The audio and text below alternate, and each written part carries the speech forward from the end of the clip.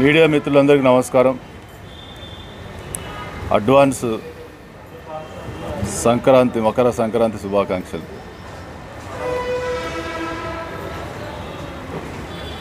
Karimnagar parliament సభ్యుడు, కేంద్ర హోంశాఖ సహాయ మంత్రి బండి సంజయ్ కుమార్ మా ముఖ్యమంత్రి గారి మీద, అదేవిధంగా బీఆర్ఎస్ సంబంధించి, కాంగ్రెస్ పార్టీ సంబంధించి మాట్లాడిన తీరును చూస్తూ ఉంటే దయ్యాలు వేదాలు మాట్లాడినట్టుంది. ఎన్నో సందర్భాలలో గత 10 సంవత్సరాలుగా మీరు చూస్తూ ఉన్నారు, ప్రజలందరికీ తెలుసు. బీజేపీ బీఆర్ఎస్ చీకటి ఒప్పందాలు మేము ఎన్నోసార్లు బయటకు తీసుకొచ్చినాం, ఎన్నోసార్లు మాట్లాడినాం. ఎన్నో సందర్భాలు, ఎన్నో ఉదాహరణలు, ఎన్నో ప్రత్యక్ష సాక్షులు, ఇవన్నీ కూడా చూసిన తర్వాత పాపం ఇవాళ మళ్ళీ అధ్యక్ష పదవి కావాలా, నేను వెనకబడిపోతున్న పార్టీలో అని ఏదో మాట్లాడాలి, కాంగ్రెస్ పార్టీని ముఖ్యమంత్రి గారి మీద ఆరోపణలు చేస్తే మళ్ళీ నాకేదో అధ్యక్ష పదవి రాష్ట్రంలో ఏదో పెద్ద కనుగొని ఏదో మాట్లాడినట్టు ఉండాలని చెప్పి ఇలా ఏది పడుతుందో మాట్లాడుతున్న బండి సంజయ్ కుమార్ ఒక్కసారి ఆత్మ పరిశీలన చేసుకోమని చెప్తా ఉన్నాం. కేంద్రం నల్ల చట్టాలు తీసుకొచ్చి రైతులను ఇబ్బందుల పాలు చేసి గుర్రాలతోటి, కార్లతోటి గుద్దిచ్చి తొక్కిస్తే ఆనాడు పార్లమెంటు సాక్షిగా ఆ నల్ల చట్టాలకు మద్దతు తెలిపినటువంటి బీఆర్ఎస్ పార్టీ బీజేపీకి మద్దతు తెలిపింది వాస్తవం కాదా? ప్రజలు మర్చిపోయారు అనుకుంటున్నావా? కాళేశ్వరం ప్రాజెక్టు డిపిఆర్ లేకున్నా, ఎన్జేటీ డిపిఆర్ సబ్మిట్ చేయకున్నా, నేషనల్ గ్రీన్ ట్రిబ్యునల్ పర్మిషన్ లేకున్నా ఈనాడు ముఖ్యమంత్రి ఆనాడు పిసిసి అధ్యక్షుడిగా సిఎల్పి నాయకుడు బట్టి విక్రమార్క గారు అసెంబ్లీ సాక్షిగా ఎన్నోసార్లు ఎన్నో వేదికల మీద అవినీతికి పాల్పడుతున్నారు. కేంద్ర ప్రభుత్వానికి ఎటువంటి డిపిఆర్ సబ్మిట్ చేయకుండా కూడా కాళేశ్వరం ప్రాజెక్టు అదొక ఏటీఎం అయిపోయింది, ఇప్పటికైనా ఆపండి అని చెప్పి ఆనాడు మా పిసిసి అధ్యక్షులు ఎన్నో వేదికల మీద గగ్గోలు పెట్టి మేమంతా కూడా రాష్ట్ర వ్యాప్తంగా పోరాటం చేస్తే ఆనాడు గుడ్డి గాడిద పళ్ళు పోమిరా అని అడుగుతా ఉన్నాం. ఏం చేసిరు ఆ రోజు? ఏ ఒక్కనాడు కూడా కాళేశ్వరం ప్రాజెక్టు మీద ప్రజాధనం దుర్వినియోగం అయితే కేంద్రంలో అధికారంలో ఉండి మాట్లాడని వాళ్ళు ఇవాళ ఏ ముఖం పెట్టుకోమని చెప్పి మాట్లాడుతున్నామని చెప్పి అడుగుతా ఉన్నాం. ఆనాడు మీ చిత్తశుద్ధి ఏమాత్రం ప్రదర్శించినా ఇవాళ లక్షల కోట్ల అవినీతి జరగకపోతుండే. చిన్న లొట్టపీస్ కేసన్న పెట్టినరా కేసీఆర్ మీద? లక్షల కోట్ల అవినీతికి పాటుపడతా ఉంటే కేంద్రంలో ఉండి ఏం పీకిరని చెప్పి అడుగుతా ఉన్నాం. ఏం ముఖం పెట్టుకుని మాట్లాడుతున్నారు ఇవాళ కాంగ్రెస్ పార్టీ బీఆర్ఎస్ ఒక్కటని?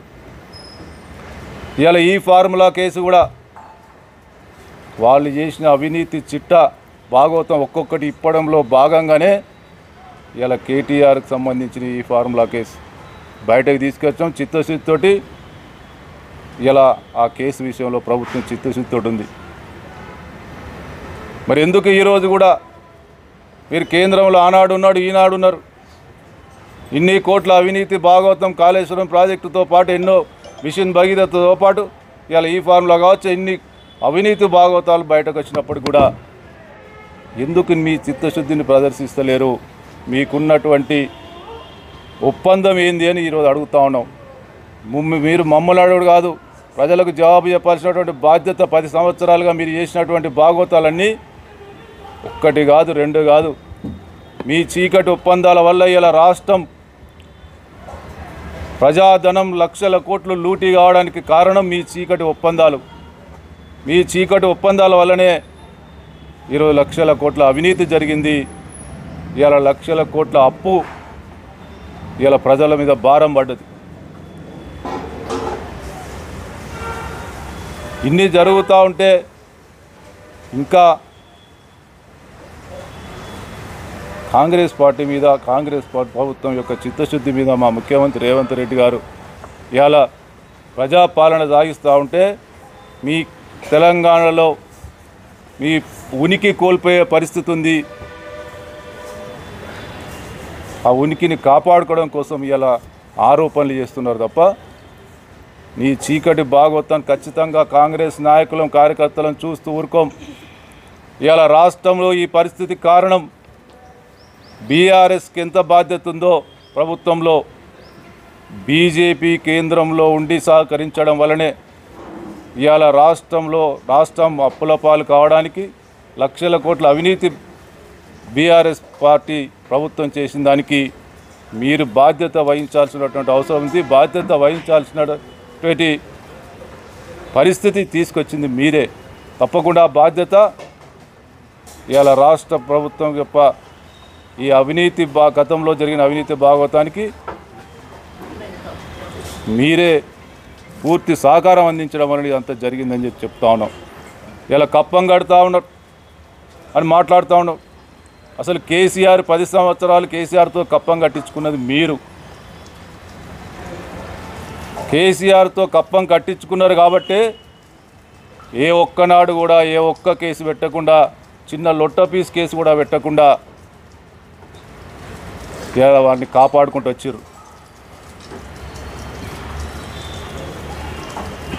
అదేవిధంగా కేసీఆర్ మీద మాట్లాడితే 10 సంవత్సరాల నుంచి బండి సంజయ్ పేపర్ పులి రాజీ లేని పోరాటం చేస్తూ అంటాడు. నువ్వు 2 సార్లు ఎంపీ అయినావు, 10 సంవత్సరాల నుంచి అధికారంలో ఇవాళ కేంద్ర హోంశాఖ సహాయ మంత్రిగా ఉన్నావు. నీ ప్రభుత్వం 3వసారి అధికారంలో ఉంది. ఇంకెప్పుడు నువ్వు రాజీ లేని పోరాటం చేస్తావు? ఇంకెప్పుడు చేస్తారు మీరు? ఏం అధికారం కావాలి మీకు? కాబట్టి ఖచ్చితంగా మీ చీకటి ఒప్పందాల వల్లనే ఈరోజు రాష్ట్రంకు ఆర్థికంగా ఇబ్బందులు కలగడానికి కారణం బీజేపీ, బీఆర్ఎస్ చీకటి ఒప్పందాల వల్ల ఇవన్నీ జరిగినాయి. ఇప్పటికైనా చెప్తా ఉన్నాం, రాష్ట్ర ప్రయోజనాల దృష్ట్యా ప్రజల యొక్క ధనం ఇవాళ వృధా కావడానికి, అవినీతి జరగడానికి కారణమైన మీరు ఇప్పటికైనా కళ్ళు తెరవండి. లక్షల కోట్ల కప్పం కట్టించుకొని కేసీఆర్ ద్వారా ఇకనైనా చాలు. ఇప్పటికైనా వాస్తవాల ప్రజల దృష్ట్యా మీ యొక్క పాత్ర పోషించమని చెప్తా ఉన్నాం. ఇప్పటికైనా కాళేశ్వరం మీద కావచ్చు, మిషన్ భగీరథ మీద కావచ్చు, ఈ ఫార్ములా మీద కావచ్చు, ఇంకా ఈ అవినీతి జరిగినటువంటి గతంలో జరిగినట్టు అవినీతి భాగవతాన్ని అన్నిటి కూడా మీ చిత్తశుద్ధి ప్రదర్శించండి. ఇప్పటికైనా ఇప్పుడు మీరు కేంద్రంలో ఇంకా అధికారంలో ఉన్నారు. కేంద్ర ప్రభుత్వ ద్వారా మీరు ఏం చర్యలు తీసుకుంటారో ఇప్పటికైనా తీసుకోండి. అంతేగాని దారిన పోయే దానయ్య లెక్క నువ్వు ఒక హోంశాఖ మంత్రివై ఉండి, నువ్వు కేంద్రంలో అధికారంలో ఉండి మమ్ములు అనడం కాదు, నీ చిత్తశుద్ధి ఏందో చెప్పు అని చెప్పి డిమాండ్ చేస్తూ ఉన్నాం.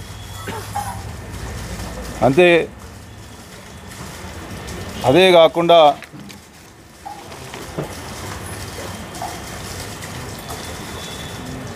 ఇవాళ కరీంనగర్కు 3వసారి